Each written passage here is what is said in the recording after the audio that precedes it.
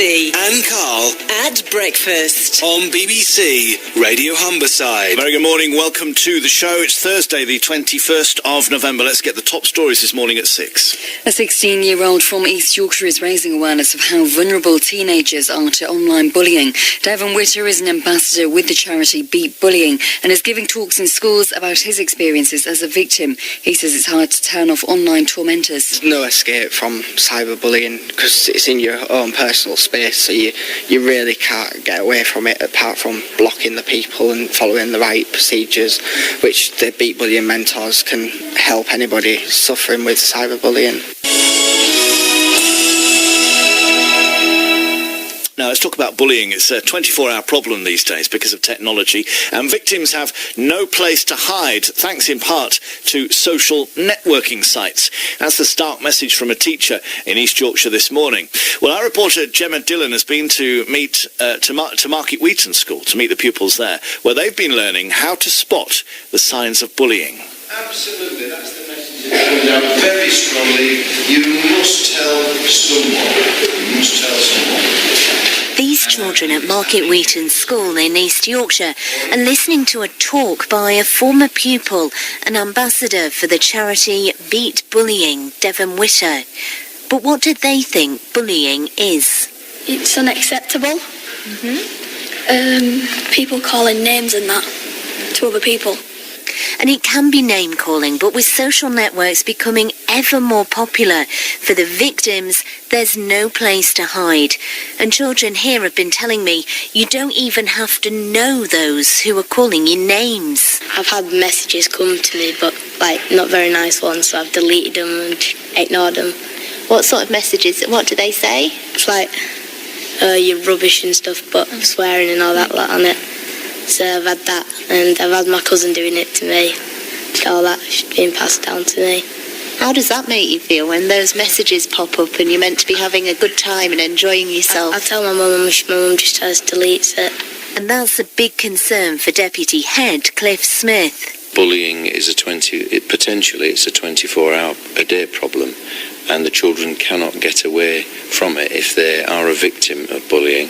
If they are being victimised by another child or a group of children, then that can go on, almost 24 hours a day, and it certainly goes on at the weekend. He says running events like this is a key way to raise awareness amongst children so they know the signs to look for within their class. I think no doubt that for some young people, they do keep the problems to themselves, and that is one of the aspects of what we try to do. And you've heard this morning the message go out very, very strongly that you must tell someone. Devan mentioned that a number of times in his presentation, and we constantly remind the children. And when I talk to the children about bullying, I also talk about if you know anybody, then it's your job to tell somebody about it. So yes, I think to some extent it's always going to be hidden, but we never stop. Part of the video they've seen this morning showed a big anti-bullying march in London, and that really resonated with the children. Where it had those words and the arrows, I thought that they were calling themselves the names, and I realised that there was saying what other people think of them and to stop it. Because it's upsetting them and it's probably going to make them feel unwanted and left out.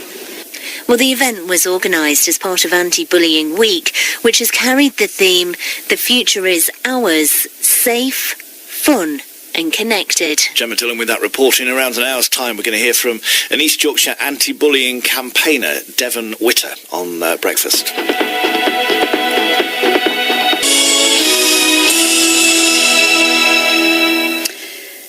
A teenager from East Yorkshire who's a former victim of bullying is trying to raise awareness of the issue. Devan Witter is 16 and is now an ambassador for the charity Beat Bullying and has been giving talks in schools as part of Anti-Bullying Week.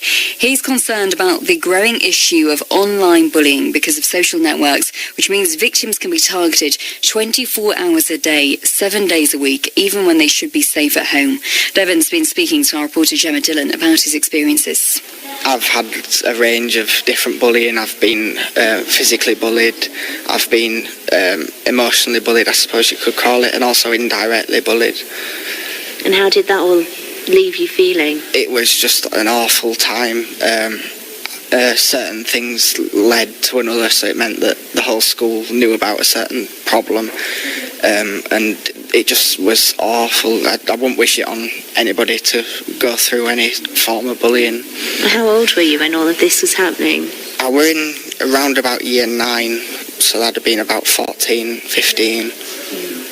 And the difference is that, you know, I was saying when I was at school, you could go home and that would be that. No one could touch you. But with the online world, people can get to you wherever you are, can't they? Yeah, there's no escape from cyberbullying because it's in your own personal space, so you really can't get away from it apart from blocking the people and following the right procedures, which the Beat Bullying mentors can help anybody suffering with cyberbullying. And there's been some shocking cases I saw in your presentation. You know, it's leading kids to commit suicide. Do you think we're aware enough, or people take it seriously enough? I think people take it seriously because we're talking about bullying all the time, constantly on the news. It's all over the place. Aiden's Law was there to protect the people from the bullies and also to offer the bullies support, because if there's something wrong with them, you know, that they might be having their own experiences which they need help with as well. Was there a tipping moment for you? When was it that you thought enough is enough? I just sort of got fed up of it every day, so it really became natural for me to just ignore it. Yeah, I suppose you have to really. If I was speaking to the mentors and they were providing me with support that I needed. Becoming a mentor yourself, has that helped you? Yeah, it's totally changed how I've able to. It made me not confident. I just couldn't face standing up in front of people, but now doing this work, it's really changed how I feel in my self-confidence. It's really raised it. And you're going into schools and you're doing presentations. What's your impression when you go into schools with the kids? It's quite interesting because you always get varied responses.